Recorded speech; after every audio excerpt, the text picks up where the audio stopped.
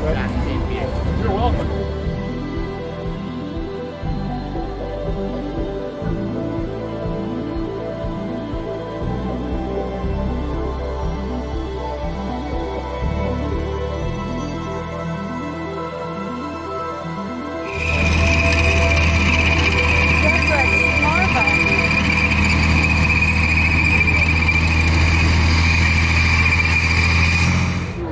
Going to swim the vehicle, or if you're on a contaminated battle.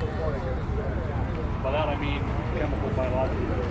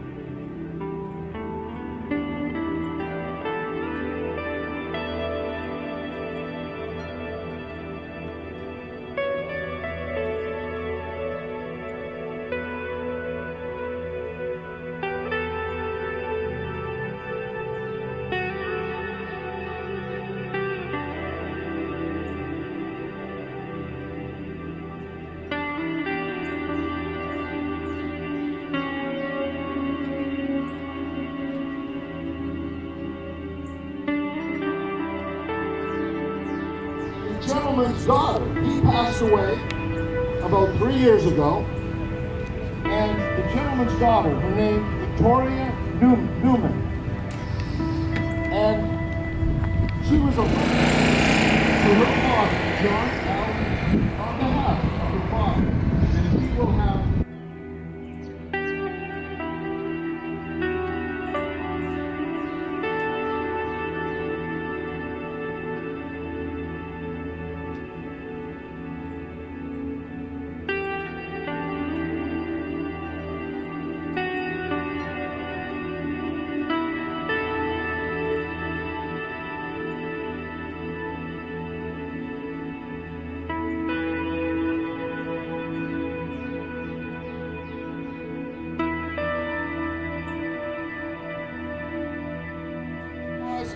a developmental breakthrough with the sloped armor. Who knows what it is? T-34. T-34/85. This was the most mass-produced tank in the world until the Russians come out with a T-54-55. That's called the BV-202. That one's made by Volvo. It's got a 4-cylinder Volvo engine in it, and it's the same. You drive it, it's got a stick shift. It's like driving a car. It turns in the middle. It's called articulate steering. We're not going to put it in the show there. I think we got some fuel issues with it.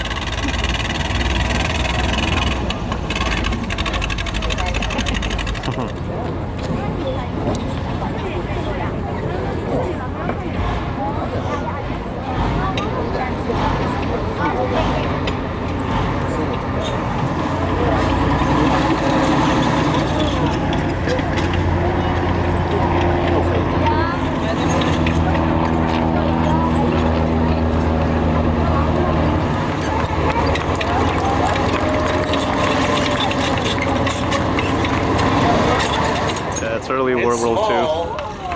It's fast. It is a tank. What's this? Right here. Oh, that's Terry from the OMBA. I was just talking about the OMBA earlier. And that's the privately owned and restored military vehicles that we have over in front of the museum. What do you want to tell us about this very fast, very small and interesting vehicle? Well, in fact, it's not an original vehicle. It's a reproduction. It's about 90% accurate. A rare vehicle, though. There's only one other survivor in the world, and that's in the Aquino Tank Museum over in the Soviet Union. Not many of these survived the war, but it is, in fact, a reproduction, and it's privately owned by one of our best companies. So, I mean, it looks pretty correct on, you know, the bottom, you know, the running gear, etc. So what did they use to recreate this holding tank? So Jonathan rebuilt this, built this reproduction on the chassis of the Universal Red Carrier, very common vehicle. What you're about to see is a Second World War Italian tank. So fascist Italian forces, here it comes. Aesthetic display in the field.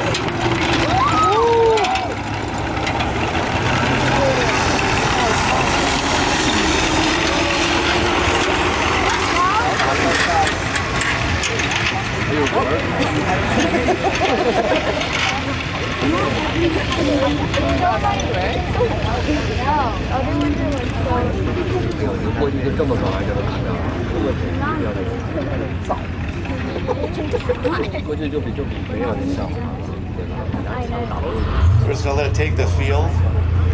And this is from the CFB Borden Museum. That's Canadian Armed Forces Base Borden Museum. It's another fantastic Canadian Armed Forces museum we have here in Ontario. It's on base Borden, very easy to find on your Google Maps or your phone. Just base Borden Museum. They have an incredible collection of military vehicles and tanks. And this is one of the more rare examples.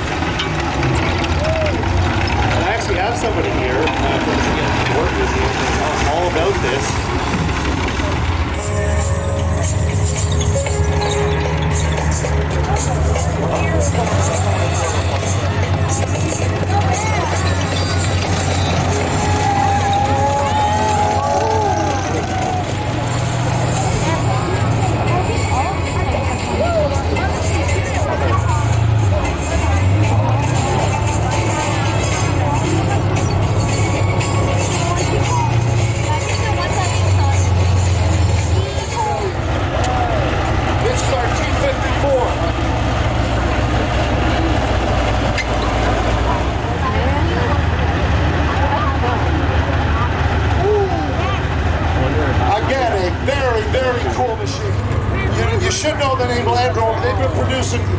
military scout vehicles for the British Army forever. The veteran.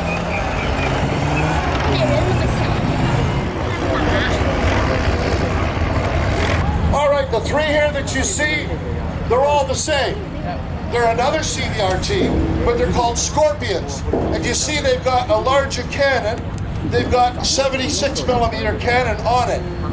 And these three, they're all three different regiments that were in the Gulf War.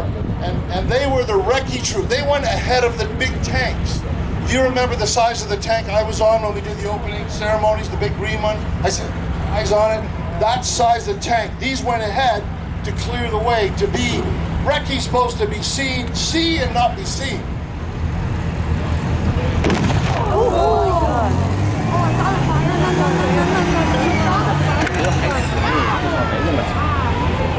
All right, this last Scorpion, all three, the same configuration, the same 76 millimeter cannon.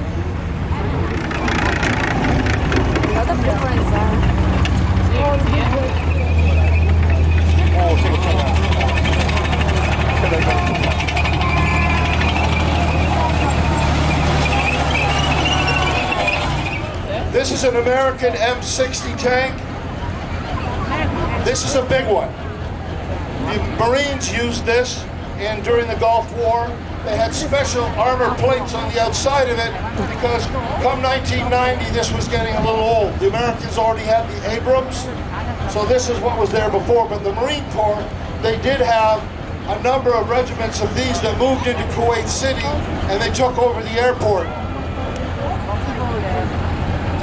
This was actually one of three that were donated to us probably 20 years ago by the Marine Corps in the United States. The team we have driving it, Brandon's up top. Brandon, give him a wave.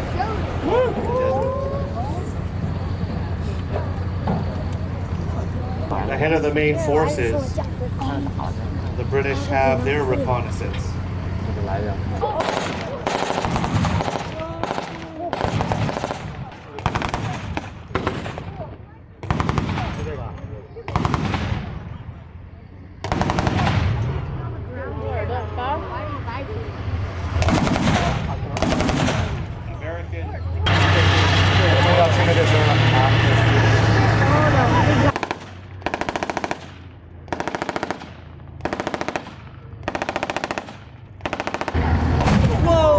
As the British CVR units are moving into the breach.